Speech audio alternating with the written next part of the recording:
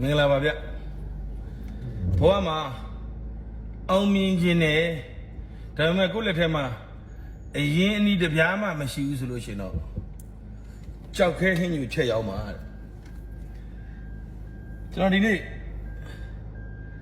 ကြောက်ခဲဟင်းယူဆိုတဲ့အကြောင်းလေးကိုကျွန်တော်ပြောပြချင်တာကျွန်တော်လွန်ခဲ့တဲ့နှစ်20လောက်ကဖတ်ထားတဲ့ကြောက်ခဲဟင်းယူဆိုတဲ့ပုံမြင်တဲ့တပုတ်အကြောင်းပေါ့တနေ့တော့တောထဲကိုမျက်စိနဲ့လမ်းမှားပြီးတော့ရောက်လာတဲ့မင်းသားတစ်ပါးရှိတယ်အဲ့ဒီမင်းသားတစ်ပါးကအင်မတန်မှကစီးနေတဲ့အဖွားအိုကြီးရဲ့တဲလေးရှိကိုရောက်သွားတယ်ပေါ့ဖွားအိုကြီးကအရန်ကစီးနေလုံးအားကြီးတော့သူရှိရအရာတွေလည်းဘသူ့ကိုမှမပေးဘူးသူများရှိရလည်းဘသူရှိမှယူမစားဘူးသူရှိတာလေးနဲ့သူ့ဘောက်ကိုစားပြီးတော့သူများကဘသူတွေဘာချီဘသူငန်းဘယ်အရာမှမပေးဘူးလို့သိရတယ်။ဘာလေးမှဗျအချုံပုံလေးတစ်စုံစားလေးတစ်စုံတောင်မှရေလေးတစ်စက်တောင်မှဘသူ့မှမပေးဘူးပေါ့အဲ့လောက်ကစီးနေတာပေါ့နော်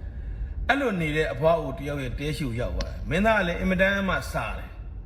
အောင်မြင်မှုတစ်ခုကိုဖောက်ထွက်တဲ့နေရာမှာဉာဏ်ပညာအရင်ရေးကြည့်တယ်ဉာဏ်ပညာရဲ့နောက်မှာ strategy ဆိုတဲ့နည်းဗျူဟာပါလာတာပေါ့အဲ့တော့မင်းသားက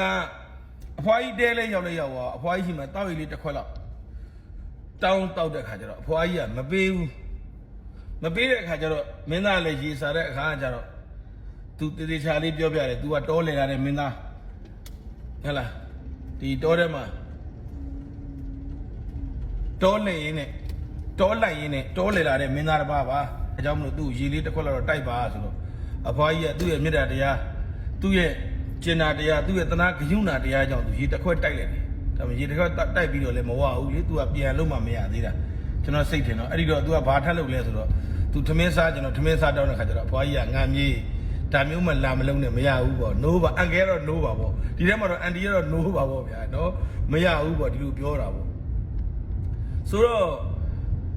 ဒီအဖွားကြီးကြီးကနေပြီးတော့ तू ကလည်းတော်ထဲမှာလည်းဒီအိမ်လေးတစ်လုံးပဲရှိတာလေ तू ကလည်းဘိုက်ကလည်းအရန်စာနေပြီအဲ့တော့ဒီအဖွားကြီးကြီးကနေအစားအသောက်တွေကိုတောင်းစားမှကို तू အဆင်ပြေမှာအဖွားကြီးကပြန်လဲစွန်ကျဲမှကိုအဆင်ပြေမှာသူ့ဘဝကကောင်းကောင်းမွန်မွန်စားတောက်ရမှာဟုတ်ဒီတော့ तू ကစဉ်းစားတာပေါ့ငါဘာလုပ်ရင်ကောင်းမလဲပေါ့စဉ်းစားရင်းနဲ့ तू ကကြောက်ခဲတစ်လုံးကိုကောက်လိုက်ပြီးတော့အဖွားရှိကကျွန်တော်ဘာမှမယူဘူး तू ပညာသုံးတာပေါ့ဗျာသိတယ်မလားအဖွားရှိကကျွန်တော်ဘာမှမယူဘူးအဖွားဒါပေမဲ့ကျွန်တော်ကြောက်ခဲဟင်းညိုကောင်းကောင်းချက်တတ်တယ်လို့ तू ကပြောတာပေါ့ဟာကြောက်ခဲဟင်းညိုချက်တတ်တယ်ဆိုတော့ तू ကအရင်တူးစားနေတာပေါ့ဒါပေမဲ့အဖွားကျွန်တော်လိုအပ်တဲ့ပစ္စည်းတွေတော့ခဏငှားမှဖြစ်မယ်ကျွန်တော်ကြောက်ခဲဟင်းညိုကောင်းကောင်းချက်တတ်တယ်အဲ့တော့ကျွန်တော်အဖွားကြောက်ခဲဟင်းညိုကျွန်တော်ဒီအဖွားယူကျွန်တော်ရေတစ်ခွက်တိုက်တဲ့ကျေးဇူးကြောင့်အဖွားယူလဲကျွန်တော်ရောက်လာတဲ့အချိန်မှာအဖွားကိုပြန်ပြီးတော့ကျွန်တော်ကကြောက်ခဲဟင်းညိုလေးတစ်ခွက်လောက်တော့ကောင်းကောင်းချက်ကျွေးခြင်းတယ်ပေါ့ဆိုပြီးတော့ तू ကညှိနှိုင်းလိုက်တဲ့အခါကျတော့အဖွားကြီးရဲ့လက်ခံသွားတယ်လက်ခံသွားတဲ့အခါကျတော့ပထမဆုံးအဖွားအဲ့ဒါဆိုလို့ရှိရင်ကျွန်တော်ဟိုကြောက်ခဲတစ်လုံးကို तू ရှာလိုက်တယ်ရှာလိုက်တဲ့အခါကျရှာလိုက်ပြီးတဲ့အခါကျတော့ तू ဘေးထဲမှာရှိတဲ့ရေရတဲ့နေရာပေါ့ဗျာနော်ဟိုရေစမ်းချောင်းလေးတွေပါလေးဖြစ်မှာပေါ့ကျွန်တော်လည်းတေချာစီကကပတ်ကုန်းပြောရတာဆိုတော့လေးစိတ်ဝင်စားအောင်ရေရတဲ့နေရာနေပြီးတော့ကြောက်ခဲလေးကိုသွားယူပြီးတော့ तू ရေကိုကောက်စီးလိုက်တယ်ကြောက်ခဲလေးတန့်သွားတဲ့ခါကျတော့အဖွားကျွန်တော်ဓာတ်အိုးလေးခဏငါပါလို့တောင်းတာဗျာအော်အေးငါမြေရတယ်ဆိုရင်ဓာတ်အိုးလေးတွေထက်ဓာတ်အိုးလေးတွေကိုထက်ကြောက်ခဲထည့်ပြီးတော့အောက်ကမီးဖိုတွေပါဖိုးလိုက်တယ်ဖိုးပြီးတော့ဓာတ်အိုးလေးကိုမီးဖိုခွင်မတင်တယ်ပြီးရင်အထက်ကိုကြောက်ခဲထည့်လိုက်တယ်အဲ့ဒါမှ तू ထပ်ပြောတယ်အဖွားတဲ့ကြောက်ခဲညိုကကြောက်ခဲကြီးပဲထည့်လို့မကောင်းဘူးအဖွားရဲ့ရေလေးနည်းနည်းထပ်ပေးပါလားရေလေးနည်းနည်းကောင်းတာပေါ့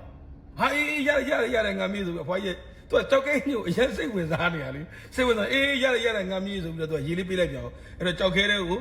ရေလေးထည့်လိုက်တယ်အဲ့ဒါ तू ဇွန်ခွက်လေးကျွန်တော်ဇွန်လေးခဏငါပေါင်းအဖွားရဲ့ကြောက်ခဲညိုရတာရှိမရှိမြည်ကြည့်ခြင်းလို့ဆိုပြီးတော့တခါထားပြီးတော့ရေလေးကိုမြည်လိုက်တယ်အဖွားပေါ့နေတယ်အဖွားရဲ့ခြုံမလေးနည်းနည်းပေါ့နေတယ်အဖွားရဲ့ကျွန်တော်စားလေးနည်းနည်းပေးပါအေးရငါမီဆိုအဖွားရဲ့ကြောက်ခဲညိုတောက်ကြတာစံဝင်နေတာလေအဲ့တော့စားလေးထက်ပေါ့တယ်ဆိုတော့စားလေးပေးလိုက်နောက်တစ်ခါတက်မြည်ကြည့်လိုက်အဖွား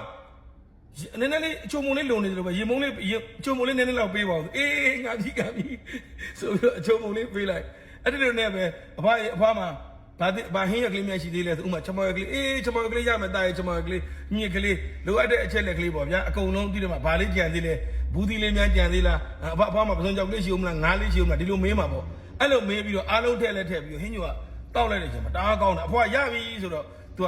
ဖွားမြည်ကြည့်ပါအောင်ဆိုကြောက်ဟာကောင်းလိုက်တာငါမြည်ရဲ့ဘောတက်တက်တာမှာကြောက်ကဲဟင်းညိုမကောင်းဘူးအဲ့ဒါဖွားနဲ့ကျွန်တော်လည်းစားမယ်ဆိုပြီးတော့သူကြောက်ကဲလေးကိုအပြင်ထုတ်ပြီးတော့လွတ်ပလိုက်ပြီးတော့သူဟင်းညိုအိုအလဲမှာထိတ်ပကန်းနဲ့ငားပြီးတော့အဖွားနဲ့ဦးနဲ့နှစ်ယောက်တောက်တာပေါ့အဲ့နဲ့တောက်လဲတောက်ပြီးဘိုက်ဝပြီးတဲ့ခါကျတော့စားတောက်ပြီးတဲ့ခါကျတော့တရေတမောအိပ်ပြီးတော့စားတောက်ပြီးတဲ့ခါကျတော့သူကပြန်มาလေပြန်တော့မှဆိုတော့အဖွားကိုနှုတ်ဆက်တာအဖွားကြီးကျွန်တော်သွားတော့မယ်ဘာညာဆိုတော့အဖွားကသဘောတွေကောင်းနေတာဒါနောက်ကျုံလေးဝင်တော့အဖွားဘွားတက်တက်တာမှကြောက်ကဲဟင်းညိုဘယ်တော့မှမတောက်ခဲ့ဘူးနော်ဒီကြောက်ကဲဟင်းညိုတော်တော်ကောင်းတာပေါ့ဒါကြောင့်မို့ဘွားမှမမေ့နိုင်ဘူးပေါ့မိတ်ဆွေလည်းဖြစ်တာပေါ့သားလေးနောက်တစ်ခေါက်ရောက်တဲ့ခါကျရင်ဒီဘက်ကိုလာခဲ့ပါဝင်ခဲ့ပါဆိုဟုတ်ကဲ့ပါအဖွားဟုတ်ကဲ့ပါညာဆိုနှုတ်ဆက်ပြီးပြန်သွားပြီးတော့ထွက်သွားတာပေါ့နှုတ်ဆက်ပြီးတော့ထွက်သွားတော့အဖွားကဒီမင်းသားအကြောပြင်လေးကိုကြည့်ပြီးအော်တော်တဲ့တငယ်လေးပေါ့နော်ကြောက်ခဲတလုံးတော့ဟင်းညိုဖြစ်အောင်ချက်နိုင်တယ်သူ့ရဲ့အရှင်မသေးဘူးပေါ့ဆိုပြောပြီးတော့နောက်လည်းပြီးသိမကြောက်ငါမတော့ကြတော့အဖေကသတိရပြီမตาလေးကလန်းနာလေးငါချက်ပစ္စည်းတွေဂုံးပါပြီဆိုပြီးတော့သူကလှမ်းပြီးတော့ဆဲတော့မင်းသားသူ့ရဲ့မြင်ကွင်းတွေကပျောက်ကွယ်သွားပြီပေါ့တကယ်တော့တစ်ခါလေးမှကျွန်တော်တို့တွေခက်ခဲတွေဖြစ်နေတဲ့ဒုက္ခတွေရောက်နေတဲ့ဝင်ငွေတွေမဖန်နိုင်ဘူးကို့မှာအောင်မြင်မှုတစ်ခုစီးပွားတစ်ခုတိုးတက်ဖို့ကို့မှာ income ဆိုတဲ့ဝင်ငွေတွေရလာနိုင်ဖို့ကိုစူးစမ်းအထောက်တဲ့နေရာမှာကျွန်တော်တို့မှာအရင်းနှီးတွေလုံးဝမရှိတဲ့လူတွေများတယ်သိလားငွေကြေးတစ်ပြားမှမရှိပါဘူးဆိုတဲ့ဘဝတွေကနေပြီးတော့ငွေကြေးတွေပြည်လည်လာအောင်ငွေကြေးတွေကိုယ့်အိတ်ကတ်တဲ့ကိုစီးဆင်းလာအောင်လို့လုံနိုင်တဲ့နီးလက်တလန်းပဲရှိတယ်အဲ့ဒါကခမည်းဘဝမှာကြောက်တုံးလို့တတ်မှတ်ရမယ်အရာတစ်ခုခုနအဖွားကိုမင်းသားတစ်ပါးချက်ပြသွားတဲ့အထဲမှာကြောက်တုံးတထုံးပါတယ်အဲ့ဒီကြောက်တုံးက online market ပဲ online marketing ပဲ online market မှာငွေရှာမယ်ဆိုလို့ရှိရင်အဲ့ဒီကြောက်တုံးကကြောက်တုံးဟင်းညိုပဲခမည်းမရင်းနှီးတစ်ပြားမှမရှိဘဲနဲ့ online market ကနေဝင်ငွေတွေရှာလို့ရတယ်ဆိုရင်ခမည်းယုံမလားမသိဘူးပောက်ကရတွေရှောက်ပြီးတော့ဟိုကဂိမ်းတွေစောတာပါလေရှောက်တော့မတွေ့နဲ့ကျွန်တော်ပြောပြတာ online market ကိုအခြေတည်လိုက်တယ် online page ပေါင်းများစွာမှာအယောင်းဝယ်တွေလုပ်နေတာရှိတယ်အိမ်ကြီးတွေပစွန်ကြောက်တွေငချောက်တွေပြက်စစ်ပစ္စည်းတွေဟလာအမျိုးမျိုးသူတို့ရောင်းချနေရရှိတယ်သူတို့နဲ့သွားမိတ်ဆက် online ကနေပြီးတော့အကိုကြီးကျွန်တော်ကတော့ဘယ်မှာပါကျွန်တော်အခုပစ္စည်းလေးကိုတော့ကျွန်တော်ပြောတာဖုန်းကာပါတော့အလှပစ္စည်းအလှကုန်ပစ္စည်းတို့ SIM card တို့နော်ဖုန်း data တို့အဲ့လိုမျိုးတွေဖုန်း data တို့အဲ့လိုမျိုးရောင်းနေတဲ့လူတွေကိုလိုက်ရှာ online မှာ Facebook page ကပဲဖြစ်ဖြစ်ဒီ TikTok page ကပဲဖြစ်လိုက်ရှာပြီးတော့သွားမိတ်ဆက်အကိုကြီးကျွန်တော်ကဘယ်မှာဘယ်နေရာလေးမှာကျွန်တော်ရောင်းနေပါတယ်ကျွန်တော်ကိုပုံလေးယူသုံးလို့ရတယ်သွားမဝင်နေအောင်မလို့သေးဘူးဒင်းရင်အကြောင်းပြောထားတယ်ပြန်နှားတောင်ကြည့်အောင်လို့သေးဘူးသူတို့ရှိရဓာတ်ပုံလေးတွေယူသူတို့ရှိရစာလေးတွေယူနေ့စဉ်နဲ့အမျှကိုယ့်ရဲ့ကိုယ်ပိုင်အချိန်ကိုကဥမာစက်ရုံမှာလုပ်နေတယ်တလား3သိန်းခွဲရနေတယ်ဆိုလို့ရှိရင်ဒီကျွန်တော်အခုပြောနေတဲ့အလုပ်တစ်ခုကြောက်ကဲဟင်းညိုချက်မှာအပိုအလုပ်တစ်ခုပဲလေကိုအချိန်ပုံနေကို့မှာကိုယ်ပိုင်အချိန်ပိုနေတဲ့အချိန်ကိုကိုယ်ပိုင်လုပ်ငန်းတစ်ခုဖန်တီးတာပဲအဲ့ဒီကနေပြီးတော့ကိုကပုံလေးတွေတင်မလားနောက်ခံစကားပြောလေးတွေနဲ့စာလေးတွေလက်ပတေချာရေးမယ်ဗီဒီယိုဖိုင်လေး editing တေချာလုပ်မယ်ကိုလုပ်တဲ့လုပ်ငန်းတွေအကြောင်းရှင်းပြမယ်တဖြည်းဖြည်းလူသိလာမယ်ဒီနေ့မရောက်အောင်စိတ်ထဲမကြနဲ့နောက်နေ့မရောက်အောင်စိတ်ထဲမကြနောက်တစ်လမရောက်အောင်စိတ်ထဲမဆက်လို့ဇက်တိုက်လို့ကျွန်တော်အမြဲပြောတယ်ဇက်တိုက်ဖောက်ထွက်ပါဇက်တိုက်စူးစမ်းပါဇက်တိုက်တွေးခေါ်ပါဇက်တိုက်နီးပြူကရှာပါဇက်တိုက်လေ့ကျင့်ပါဇက်တိုက်ကိုရဲ့ခွန်အားတွေကောင်းအောင်တိဆောက်ပါနော်အဲ့လိုဇက်တိုက်စူးစမ်းလာတဲ့အခါတစ်လမဟုတ်2လမဟုတ်3-4လကြာလို့ရှိရင်တခါရောင်းရမယ်အဲ့ရောင်းရတဲ့အကောင့်ပစ္စည်းဟာအကောင်းဆုံးအမှန်ကန်ဆုံးဈေးအသက်သာဆုံးနဲ့ဖန်တီးပါအဲ့ဒါကခုနကြောက်ကဲဟင်းညိုချက်တဲ့အထဲမှာကစုံရက်တို့ချမော်ရက်တို့ချိုမုံတို့ရေတို့ဟလာအဲ့ဒါတွေနဲ့ဝန်းရလိုက်ခြင်းပဲအဲ့တော့ကိုပစ္စည်းတစ်ခုရောင်းရတိုင်းကိုယ့်ရဲ့ customer ဝယ်သွားတဲ့သူရဲ့စိတ်ထဲမှာစွဲကြံနေအောင်တတိယနေအောင်နောက်တစ်ချိန်ပြန်လာပြီးတော့ဝယ်ခြင်းအောင်သူတစ်ပါးကိုလမ်းညွှန်နိုင်အောင်ဝယ်သူအချင်းချင်းသတင်းလွှင့်နိုင်အောင်လို့ကိုယ့်ရဲ့ရောင်းကုန်တွေရောင်းတဲ့နေရာမှာတည်တည်ချာချာလေး active ထားရမယ် image ကောင်းရမယ်ကိုယ့်ရဲ့ brand တစ်ခုတည်ဆောက်ရမယ်အဲ့ဒီအချက်လက်တွေကပုံမှန် online market ကိုစတိုးစားတဲ့အချိန်မှာအဲ့ဒီအရာကကြောက်ကဲတုံးဆိုလို့ရှိရင်ခုနကကျွန်တော်ပြောတဲ့ active တို့ brand တို့ဒီထဲမှာသူများရှိမှသွားယူတာတို့ခုနကကျွန်တော်ပြောခဲ့တဲ့အချက်လက်တွေကခမအဖွားကြီးရှိကကစီးနေတဲ့အဖွားကြီးရှိကနေယူပြီးတော့ကြောက်ကဲဟင်းညိုတစ်ခွက်ကောင်းအောင်ချက်လိုက်တဲ့သဘောပဲဒါကြောင့်မလို့ခမမအရင်ကြီးမရှိဘူးစီးပွားရေးလုပ်ချင်တယ်ဆိုလို့ရှိရင် online marketing ကိုအားကိုးပါ online မှာခမရဲ့လုပ်ငန်းကိုတည်ဆောက်ပါ online store လုပ်ပါ online နဲ့ပတ်သက်တဲ့အချက်အလက်တွေကိုလေ့လာပြီးတော့ခမ online မှာရောင်းချနေတဲ့သူတွေနဲ့ချိတ်ဆက်ပါအဲ့လိုချိတ်ဆက်လို့ရလာတဲ့အခါကျတော့ရှင်ခင်ဗျားကအရင်ကြီးမလို့အခုကျွန်တော်အခုရပစံကလေးရောင်းချင်လို့အခုပုံလေးကျွန်တော်စိတ်မယ်နော်အမပုံလေးကျွန်တော်စိတ်မယ်နော်ကျွန်တော်ရောင်းမယ်အဲ့ဒါလေးကို TikTok မှာ